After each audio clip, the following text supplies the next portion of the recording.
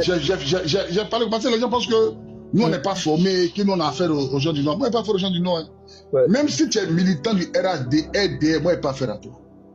Faut être militant du RDR, gamé. Tant que tu n'as pas... Nous, le général de Moblem nous a dit, c'est pas les militants du RHDP qui sont les problèmes. Hein.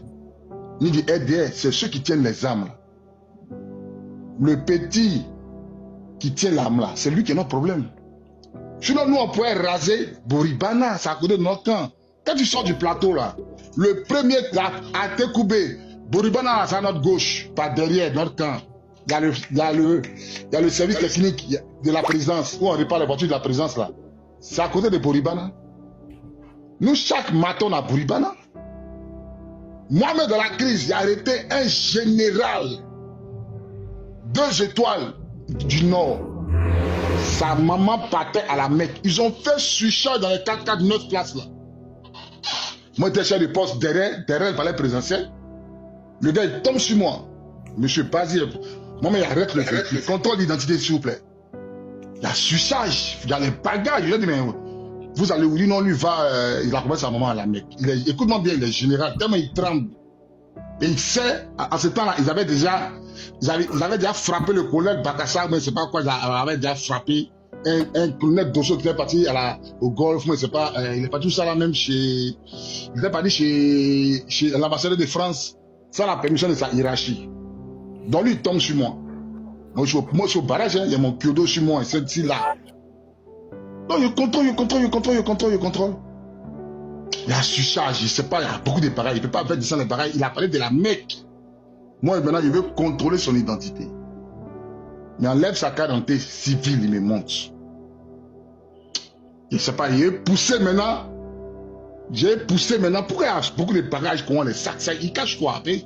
La direction qu'il prend là, il s'en vers la route qui passe derrière le palais présidentiel qui part, puis tu montes sur le pont pour aller après, tu sors vers il y a un pont là, quand tu quittes derrière le palais présidentiel là, où tu pars là-bas, puis là-bas, tu sors vers chose là, sur le pont, tu prends la route de 13 vite, tu descends, puis tu vas à l'aéroport, c'est ça.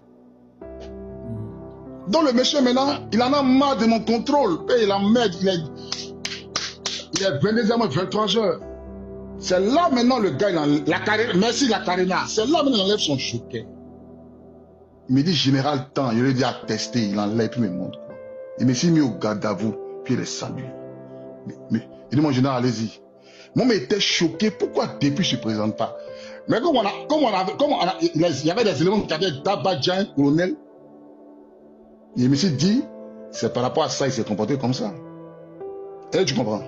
Donc, ce que moi j'ai vécu dans la crise, et ceux qui m'ont sauvé là, t'es nordiste dedans.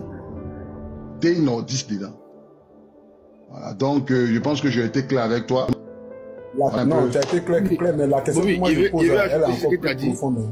Vas-y. Voilà, et là, ajouter ce qu'il t'a dit.